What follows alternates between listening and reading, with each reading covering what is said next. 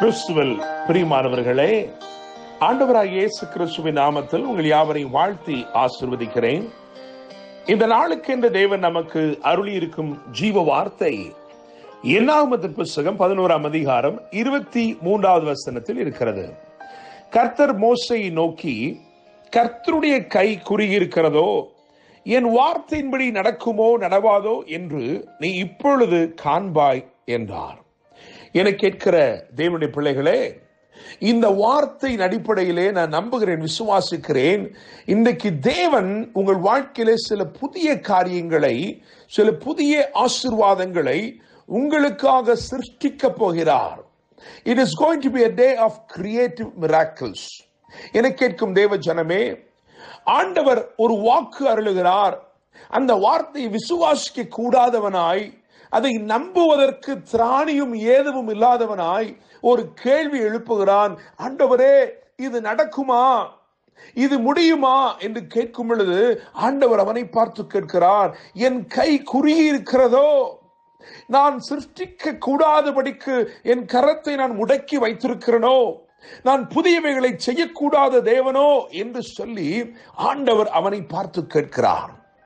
வனாந்தரத்திலே வழிநடத்தின அந்த கரத்தின் கிரியைகளை அவன் இன்னும் அதிகமாய் கண்டுகொள்ளும்படிக்கு, இன்னும் அந்த கரத்தின் வல்லமையை பற்றிய ஒரு பெரிய மேன்மையும் வெளிப்பாடும் அவனுக்கு கிடைக்கும்படிக்கு ஆண்டவர் ஒரு அற்புதத்தை செய்தார்.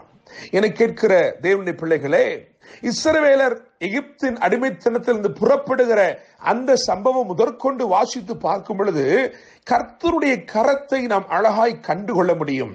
அந்த விடுதலையிலே அவருடைய கரம் இருந்தது. ஓங்கிய புயமும் பலத்த கரமும் அவர்களை விடுவித்தது என்று வேதம் சொல்கிறது. மாத்திரமல்ல, செங்கடலிலே செயல்பட்ட கரம் அந்த கரம். பாதையே இல்லை என்று சொன்னபோது பாதை காட்டும்படிக்கு அந்த திரண்ட சமுத்திரத்திலே வழி உண்டாக்கின கரம் அந்த கரம். மாத்திரமல்ல, வனாந்தரத்திலே அழகாய் அவர்களை நடத்தி கொண்டு வந்த கரமும் அந்த கரம்தான். அந்த கரம் அவனுடைய வாழ்க்கையிலே, மோசேயுடைய வாழ்க்கையிலே, மோசேயுடைய கண்கள் காணத்தக்கதாக ஒரு பெரிய அதிசயத்தை அந்த கரம் சிருஷ்டித்து உருவாக்கி படைத்தது. என கேட்கிற தேவனுடைய பிள்ளைகளே, இதுவரைக்கும் கர்த்தர் உங்களுக்கு அநேக காரியங்களை வெளிப்படுத்தி இருக்கலாம். ஆனால் இந்த நாளிலே நான் நம்புகிறேன், அவருடைய கரத்தின் கிரியைகள் மூலமாய் சில புதிய காரியங்கள் உங்கள் வாழ்க்கையிலே சிருஷ்டிக்கப்பட போகிறது. என கேட்கிற தேவனுடைய ஜனமே, அந்த வாக்குத்தத்த வசனத்தை கவனிக்கும் பொழுது 20வது வசனத்திலே ஆண்டவர் வாக்கு பண்ணுகிறார், ஒரு திரட்சியை வாக்கு பண்ணுகிறார். அவர் இப்படியாக சொல்லுகிறார், ஒரு மாதம் வரைக்கும் புசிப்பீர்கள். ஏனென்றால் ஒருவேளை இது கிடைக்குமா, ஒரு நேரத்திற்காக இந்த இறைச்சி கிடைக்குமா என்று காத்திருந்தவர்களுக்கு ஆண்டவர் சொல்லுகிறார், ஒரு மாதம் வரைக்கும் புசிப்பீர்கள். அது உங்கள் மூக்காலே புறப்பட்டு உங்களுக்கு தெவிட்டி போகும் மட்டும் புசிப்பீர்கள் என்று எழுதியிருக்கிறது. ஒரு திரட்சியை பார்த்து, ஒரு சம்பூரணத்தை பார்த்து, அல்லது தேவைக்கும் மிஞ்சின ஒன்றை குறித்து தேவன் மோசேயிடத்திலே பேசுகிறார். மோசேக்கு நம்ப முடியவில்லை. 21ஆம் வசனத்தை கவனித்து பார்க்கும் பொழுது மோசே சொல்லுகிறான், என்னோடு இருக்கிற காலாட்கள் 6 லட்சம் பேர் ஒரு மாதம் முழுவதும் புசிக்கும்படி அவர்களுக்கு இறைச்சி கொடுப்பேன் என்று சொன்னீரே, ஆடு மாடுகளை அவர்களுக்காக அடித்தாலும் அவர்களுக்கு போதுமா? சமுத்திரத்து மச்சங்களை எல்லாம் அவர்களுக்காக சேர்த்தாலும் போதுமா? என கேட்கும் தேவனுடைய பிள்ளைகளே, தேவன் ஒரு காரியத்தை கிரியை செய்கிறார் என்றால் அதை மனுஷ கணக்குகளின்படி நாம் அதை வகுத்துவிட முடியாது, அதை புரிந்து கொள்ள முடியாது. நமக்கு இருக்கிற இந்த கொஞ்ச ஞானத்தை கொண்டு அந்த தேவனுடைய மகத்துவமான மகிமை நிறைந்த கிரியைகளை நாம் தியானிக்கவோ ஆராயவோ முடியவே முடியாது. தேவனுடைய பிள்ளைகளே, அவனால் புரிந்து கொள்ள முடியவில்லை. ஆண்டவரே, எங்கிருந்து கொடுப்போம்? எங்களோடு இருக்கிற இந்த காலாட்கள் திருப்தி அடைய வேண்டும் என்று சொன்னால் இருக்கிற ஆடு மாடுகளை எல்லாம் அடித்தாலும் போதவே போதாது, அடித்தாலும் போதாது, கடல் மச்சங்களை பிடித்தாலும் போதாது என்று சொல்லுகிற நீ பார்த்து ஆண்டவர் சொல்லுகிறார், நீ அடிக்கவும் வேண்டாம், பிடிக்கவும் வேண்டாம், நான் புதிய காரியத்தை செய்ய போகிறேன். என் கரம் குறுகி இருக்கவில்லை, என் கரம் இன்றைக்கும் அற்புதத்தை செய்கிறது, என் கரம் சிருஷ்டிப்பின் அதிகாரம் படைத்தது என்று சொல்லி கர்த்தர் ஒரு புதிய காரியத்தை செய்தார். அவர் சமுத்திரத்திலிருந்து தம்முடைய சுவாச காற்றை அனுப்பி காடைகளை புதிதாய் சிருஷ்டித்து புதிதாய் சிருஷ்டித்து அதை கொண்டு வந்து தம்முடைய ஜனத்திற்கு அருளினார். என கேட்கிற தேவனுடைய பிள்ளைகளே, காட்டிலிருந்து கொடுத்த ஒருவேளை காடைகளை கொடுத்திருந்தால் அது பழைய காடைகளாய் இருந்திருக்கும். ஆனால் கர்த்தர் தம்முடைய ஜனத்திற்கு புதியவைகளை சிருஷ்டித்து தம்முடைய வல்லமை வெளிப்படுத்தி எப்படி சமுத்திர ஜலத்திலிருந்து, அதாவது ஜலத்திலிருந்து பறவைகளை சிருஷ்டித்தாரோ அதே போல ஜலத்திலிருந்தே இந்த சமுத்திரத்திலிருந்தே இந்த காடைகளை சிருஷ்டித்து அதை அப்படியே அனுப்புகிறார்.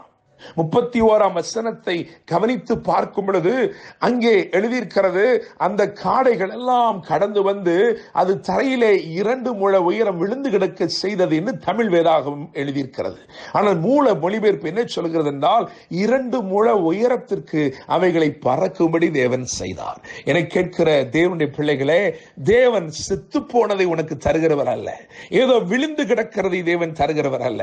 அவர் சிருஷ்டித்த புதியதை அது நீ எட்டும் உயரத்திலே அதை பறக்கும்படி செய்து உனக்கு உன் கூடாரத்தின் அருகிலேயே உன் பாளையத்தின் அருகிலே அதை பறக்கும்படி செய்து 2 முழ உயரத்தில் ஒரு சிறுபிள்ளை போனாலும் எளிதாக எடுக்கக்கூடிய அளவுக்கு அதை பறக்கும்படி செய்து அதை தம்முடைய ஜனத்துக்கு கொடுத்தார், திருப்தி செய்தார்.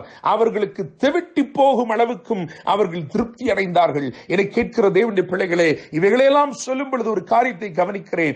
அசட்டை பண்ணினவர்களின் அபேட்சையை கேட்கப்படுமானால் தேவனில் அன்பு கூறுகிற உங்களுடைய அபேட்சை எவ்வளவு அதிகமாய் கேட்கப்படும்.